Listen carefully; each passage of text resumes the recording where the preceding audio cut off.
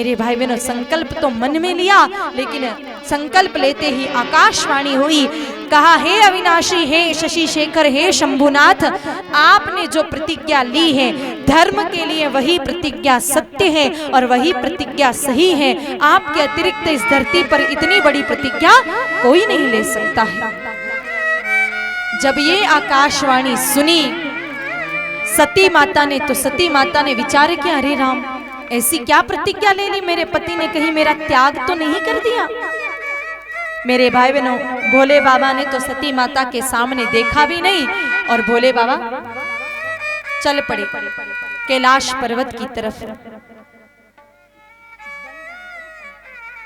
जैसे ही सती माता ने देखा, भोले बाबा चल पड़े आगे आगे आगे आगे, भोले बाबा पीछे पीछे पीछे पीछे सती माता।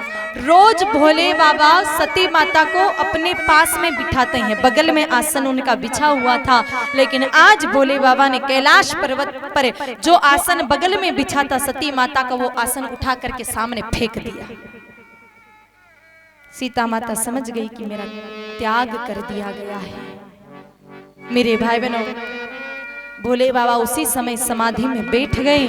सती माता इंतजार कर रही हैं कि मेरे पति की समाधि टूटे तो मैं क्षमा मांग लूं। माताओं को अनुभव होगा ना, अगर पति देव सुबह सुबह नाराज होकर के चले जावे, अगर सुबह सुबह लड़ाई हो गई और गुस्सा करके चले गए, वापस जब तक नहीं आवे और जब तक वो लड़ाई खत्म न हो तब तक शांति नहीं पड़ती। अब सती माता के भी पति देव नाराज हो चुके हैं, समाधि लगाकर बैठ गए हैं और इंतजार कर रही हैं सती माता कि मेरे पति देव अब उठे तो मैं इनसे क्षमा मांगू, अब उठे तो क्षमा मांगू, अब उठे तो क्षमा मांगू। मेरे भाई बहनों, पश्चाताप की अग्नि में जल रही हैं सती माता। भोजन छोड़ दिया, अन्न छोड़ दिया, सारे वस्त्र धीरे धीरे जीर्ण क्षीण होने लग गए सती माता के। इंतजार करते करते 1 दिन बीता, 2 दिन बीते, 3 दिन बीते, महीना बीता, 2 महीने बीते, साल 2 साल बीते। मेरे भाई बहन, 10 साल बीते, 100 साल बीते, 10,000 साल बीत गए, 20,000, 40,000, 50,000 साल बीत गए, पर समाधि अभी भी नहीं खुली। और उधर सती माता इसी आस में बैठी है कि अब मेरे पति देव की समाधि टूटे और अब क्षमा मांगू, अब मेरे पति देव की समाधि टूटे और अब क्षमा मांगू।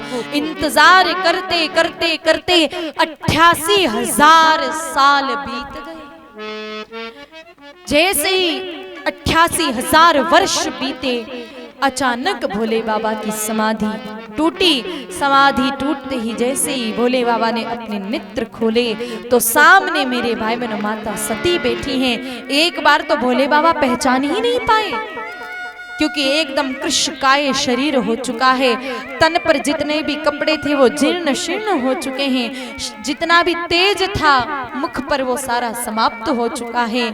मेरे भाई बहनों, दया आ गई शिव जी को।